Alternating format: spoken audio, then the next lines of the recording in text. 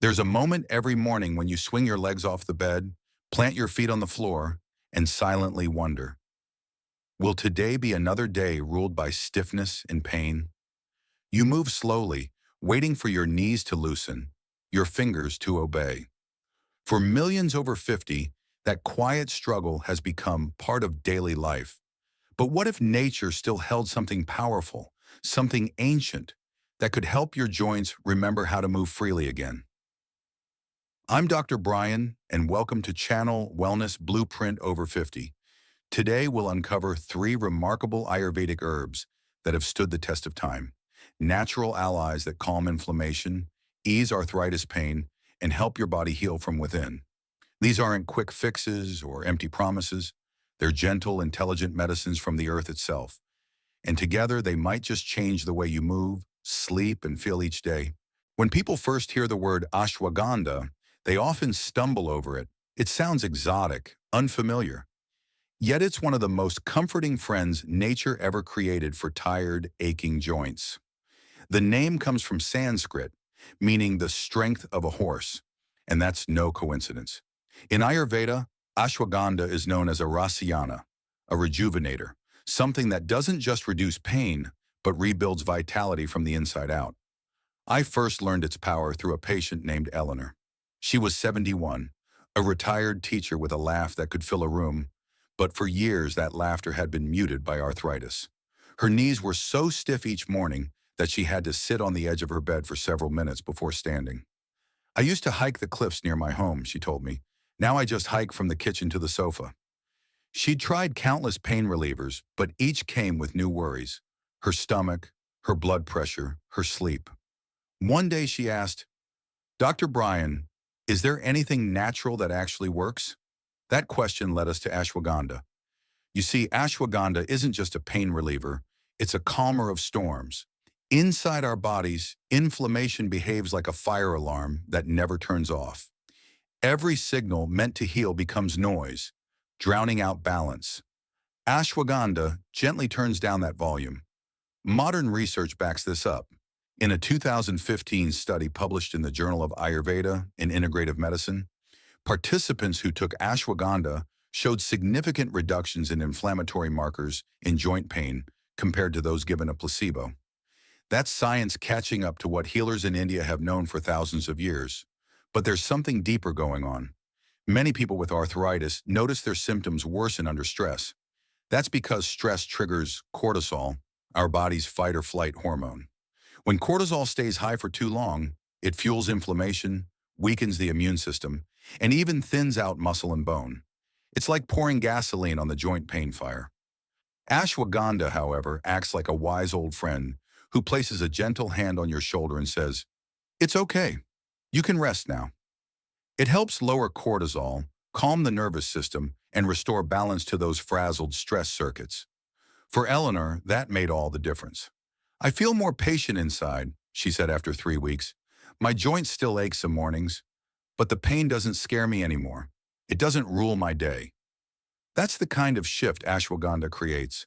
Less inflammation, yes, but also more resilience, more ease, more peace in how the body moves through discomfort. There's another reason I often recommend this herb to older adults. Fatigue. Chronic pain is exhausting, not just physically, but emotionally.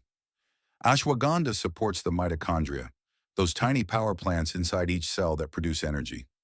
Rather than giving a jolt like caffeine, it restores steady, quiet endurance. Patients often describe it as a light turning back on inside me. You start noticing small changes. Walking feels less like dragging your feet through mud. Mornings feel more open, less heavy. And let's not forget sleep. Arthritis has a cruel habit of stealing it. You lie down tired but wake up achy again and again. Ashwagandha has been shown to promote deeper sleep by relaxing the nervous system and gently synchronizing the body's natural rhythms. Better rest means better healing because nighttime is when the body does its quiet repair work, rebuilding tissues, calming the immune system, replenishing energy reserves. How does one take it? Most people find capsules easiest. A typical dose of a standardized extract is around 300 to 600 milligrams per day. You can also find it as a powder to mix into warm milk or smoothies, or as a tincture. But remember, as with any herb, quality matters. Look for standardized extracts and always consult your healthcare provider, especially if you're on thyroid medication or sedatives. Ashwagandha isn't a miracle overnight fix. It's more like a slow sunrise. Within a week or two, you may notice softer edges to your pain, calmer nights, steadier moods. Over a month, your body starts to remember its natural rhythm again, the rhythm of strength, balance, and motion. Eleanor now walks her neighborhood every morning. She still takes things slow, but she no longer sees her joints as broken parts. They're just learning to trust me again, she laughs. That's what I love most about ashwagandha. It teaches the body and mind to trust each other again. If you've been living in that gray area between constant pain and the faint hope of relief, this ancient root might just be your first real step forward. It doesn't mask symptoms. It nurtures healing from deep within. Think of it as the quiet hum beneath your recovery song, the steady rhythm that helps your joints, muscles, and spirit find their harmony once more. If ashwagandha is the calm after the storm, then Shallaki is the strong, steady bridge that carries you back toward movement. Most people know it by its Western name, Boswellia serrata, but in Ayurveda, it's simply called Shallaki, the frankincense of India. Its resin, drawn from the bark of a tree that grows in dry hills, has been used for centuries to ease pain and inflammation. What makes it remarkable is that, while modern painkillers often silence pain by force, Shallaki persuades the body to find peace with itself. It doesn't block healing, it guides it. I'll never forget Harold, one of my longtime patients. He's 78, a retired mechanic with hands that once built engines, but could barely twist open a jar when he first came to see me. "Doc," he said, "it feels like I've got sand in my joints." He wasn't exaggerating. His knuckles were swollen, his wrists tender, his knees creaked like old hinges every time he stood. He'd tried everything, from over-the-counter medications to cortisone shots, but the side effects piled up, and his stomach couldn't take it anymore. That's when we tried Shallaki. What's happening inside Harold's body, and maybe yours too, comes down to something called inflammatory enzymes. They're like overzealous repairmen who don't know when to quit, tearing down tissue while trying to fix it. Shallaki's active compounds, known as boswellic acids, act like wise supervisors. They specifically block an enzyme called 5-lipoxygenase, or 5-ALOX for short, which is responsible for producing some of the most painful inflammatory molecules in the body. By calming this process, Shallaki cools the fire from within, allowing the body to repair instead of react. Modern research has caught up here too. A clinical trial published in Phytomedicine found that people with osteoarthritis of the knee experienced significant reductions in pain and swelling after just 8 weeks of Boswellia supplementation. Even better, there were no reports of stomach irritation, the same issue that often forces people off traditional pain meds. That's one of the beautiful things about Shallaki. It's gentle. It works with your body rather than against it. After about a month, Harold came into my office with an easy grin. "You're not gonna believe this," he said, rolling his shoulders. "I changed a spark plug yesterday. No pain." It wasn't a miracle. He still had his good and bad days, but his joints felt looser, his mornings weren't battles, and his energy returned. For the first time in years, he said he felt useful again. That's worth more than gold, he told me. And there's something else Shallaki does that people rarely talk about. It helps preserve the cartilage, that cushion between your bones that makes movement smooth and effortless. When inflammation rages unchecked, that cartilage breaks down faster than your body can rebuild it, leading to stiffness and pain. Shallaki slows that process, like oiling the gears of a machine that's starting to seize. With time and consistency, many people notice not only less pain, but a genuine return of flexibility.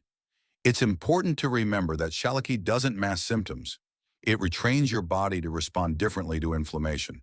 And because it's an herb rather than a drug, it builds up its effects gradually, layer by layer. The usual dosage is between 300 and 500 milligrams of a standardized extract, taken 2 to 3 times a day. Some people prefer combining it with turmeric, which we'll talk about next, as they complement each other beautifully. One quiets the storm, the other rebuilds the shore. What I find most moving about Shallaki is how it helps people reconnect with small joys. Harold told me about the first time he worked in his garden again.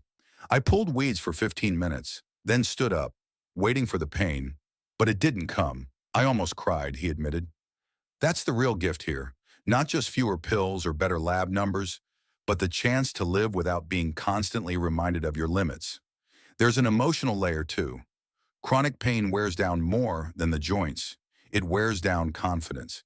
You stop trusting your body, stop planning, stop dreaming. Shallaki, by reducing that daily friction, gives back something pain had stolen, a sense of possibility. When movement becomes less of a negotiation and more of a simple act, life begins to expand again. If you're thinking about trying Shallaki, think of it not as a rescue but as a partner. It asks for patience and consistency, usually a few weeks to show its true colors.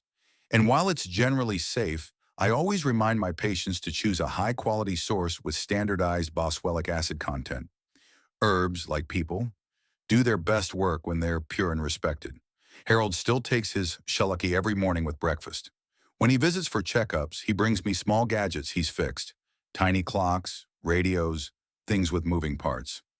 They remind me what you said, he likes to joke. Even rusty things can move again if you treat them right. In many ways, that's exactly what Shallaki does. It treats the body right.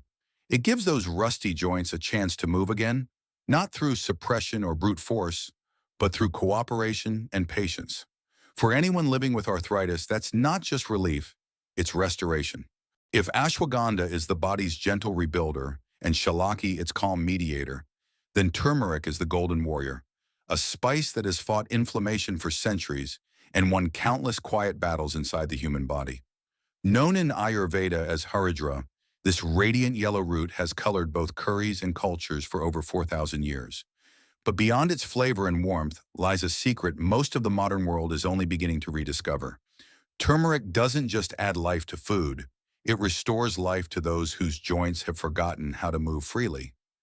I remember my patient Rosa, a 69-year-old grandmother who loved dancing. Arthritis had stolen that joy from her. I used to salsa every Saturday, she told me. Now I just watch my grandkids dance on video.